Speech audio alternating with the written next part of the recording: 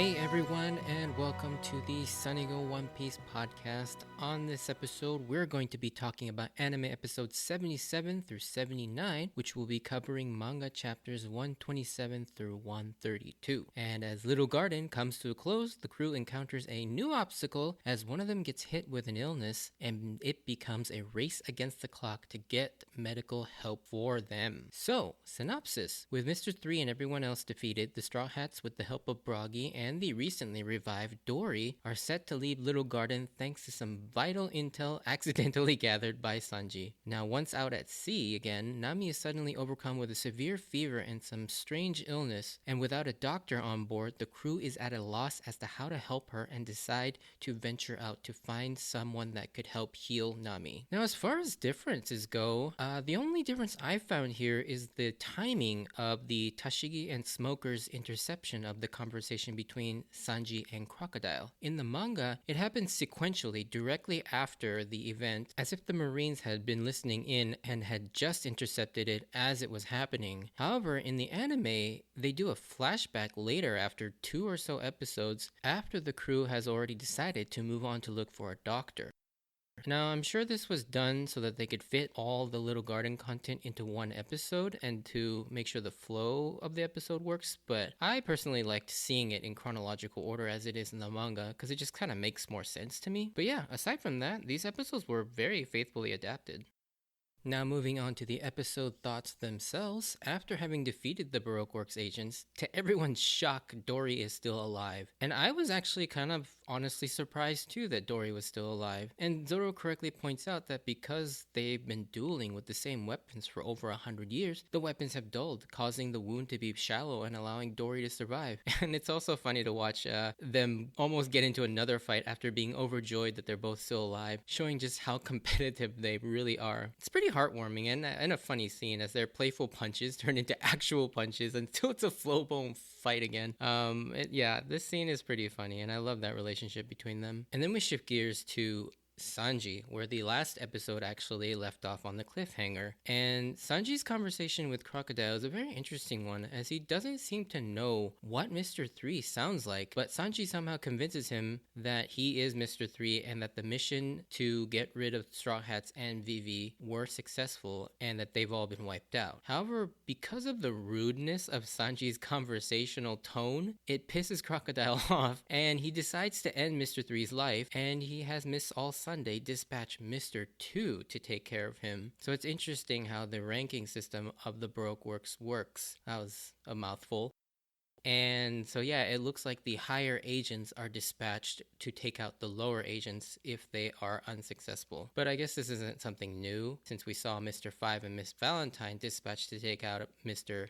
8 and 9. But I didn't really think about it at that point, and I just came to that realization as I was watching these episodes. One thing to note here is that we see Crocodile touch a flower and it dries out, turning it into dust, giving us a tease of what his Devil Fruit ability might be. I personally know what it is since I've seen further past this, so I won't pretend to speculate, but I'm sure most of you can make a pretty good guess as to what it might be, because it's pretty obvious if you think about it, especially if you've seen other anime. Before leaving the Candle Hut, Sanji notices the Unluckies after he had defeated them that they had dropped an Eternal Post, and discovers that it is none other than the Eternal Post for Alabasta, the place where they are trying to go. Also, one side note, that move that Sanji executes on Miss Friday, like just putting his feet around her head and then wrenching it the other way, is freaking brutal. I mean, it's done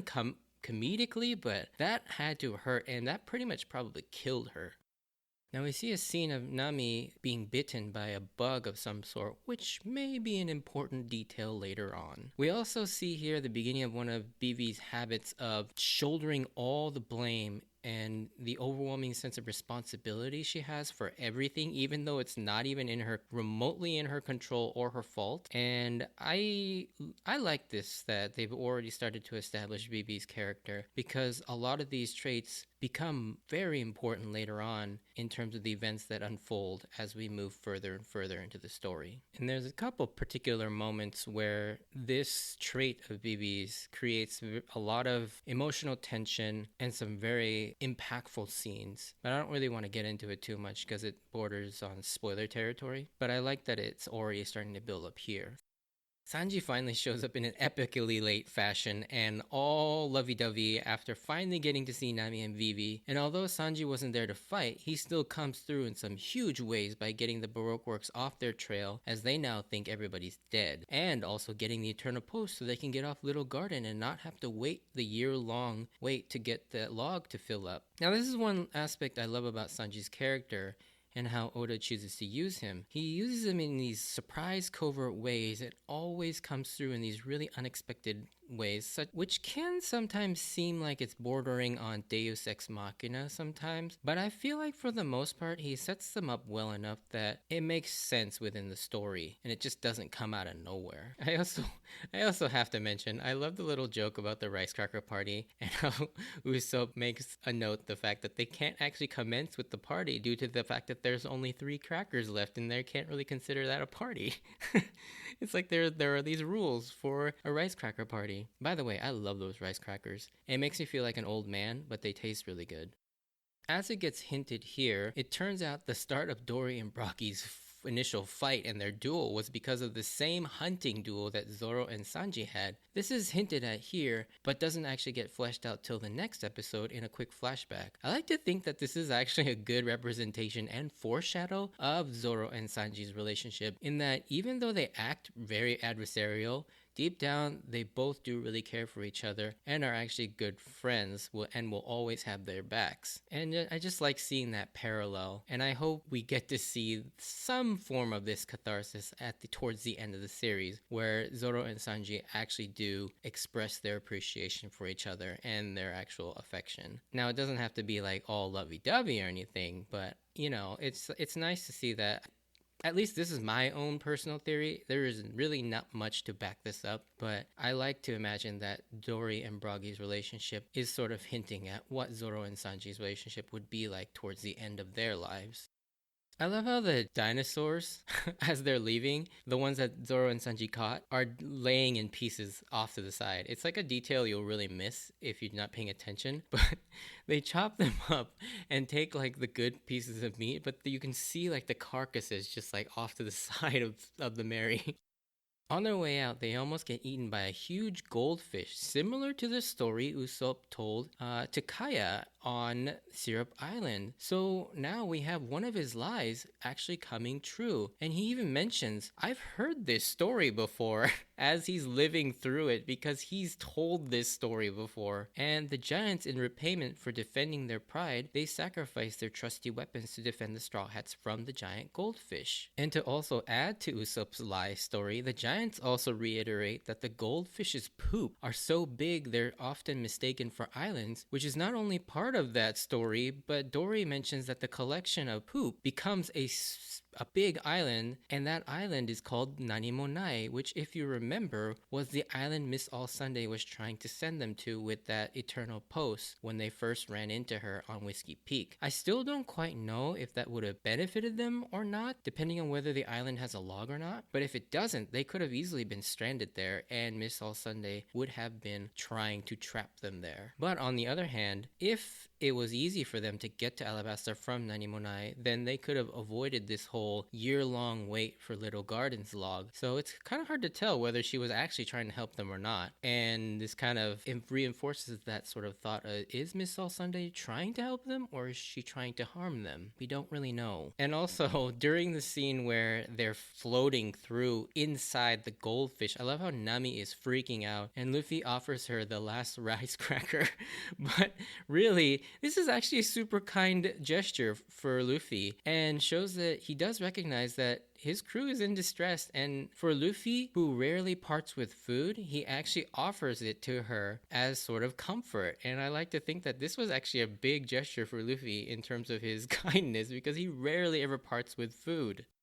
Useless anime fun fact here. The animation they use for the attack that Dory and Bragi have for the killing of the goldfish is pretty much the same as Piccolo's Makanko Sappo, or his special beam cannon from Dragon Ball Z, without that center beam going through it. But the spiral part is almost exactly like it, except the coloration is just translucent and either red or blue depending on if it was Dory or Bragi's. I thought that was that was pretty funny when I first saw that. And hey, if you're Toei, you might as well save some money on some animation costs, right? Because they sure love to cut the corners in terms of animation. And after seeing the greatness of the giants and their power, it's here Luffy and Usopp excitedly declare that at some point they're going to visit Elbaf, which will be a sight to see. And I'm pretty excited for it because that is an island I even have yet to see it. We as the audience, even to the most recent chapters, have yet to see Elbaf. And I cannot imagine the story ending without them ever having visited that island because of how hyped up it's been and how many times it's referenced. So I for one hope that we eventually get to see it, but I would imagine it's going to be saved towards the end of the series just because of the fact that it is tied so heavily with Usopp's dream, and so we can't have portions of Usopp's dream already being completed too far close to the middle of the story rather than the ending of it. Next we get a short flashback scene with Vivi giving us some more insight into what's at stake, as well as set up a great character development moment for her later on in these episodes. I'm going to skip ahead a bit here, but I like that this scene builds up the struggle for Vivi, as Igaram clearly lays it out to Vivi that the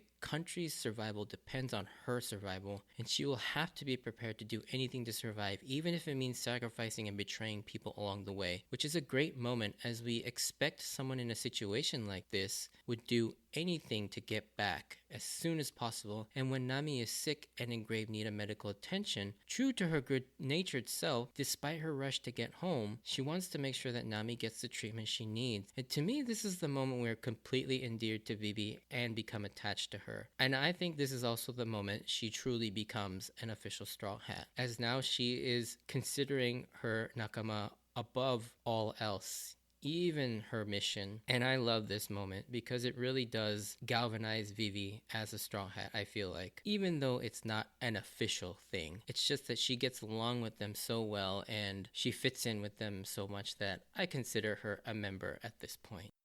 We see for the first time Zoro actually training with some massive weights, and he's also banged up a little bit as his ankles actually have the cuts, and he's basically like sewn them together really crudely, and it looks super painful. And also, how does the Mary stay afloat with that many weights on it? Like, those weights are massive. Then we get a cutaway scene to Mr. 2. We get our first glimpse of the officer agent Mr. 2, and we don't actually get to see his face, but we see his costume as he's all in pink and swans. And he sounds like a man, but he's dressed like a pink ballerina, which is a very interesting character design. And we'll see what he's actually about in a few more episodes when we actually run into him. And now moving on, we get to the focus of what will be the main topic of the next arc. And as I mentioned, Nami gets sick and suffers from a severe fever. And one of my favorite moments of dialogue from this section is how Sanji explains that he takes 100 times more care with Nami and Vivi's food, giving them the best ingredients while the other guys get all the rotten scraps. And Usopp is beside himself at the news of this, and Luffy, the ever optimist, is like, and yet it still tastes delicious. Just revering Sanji's cooking abilities, and Luffy is just always just a beacon of positivity.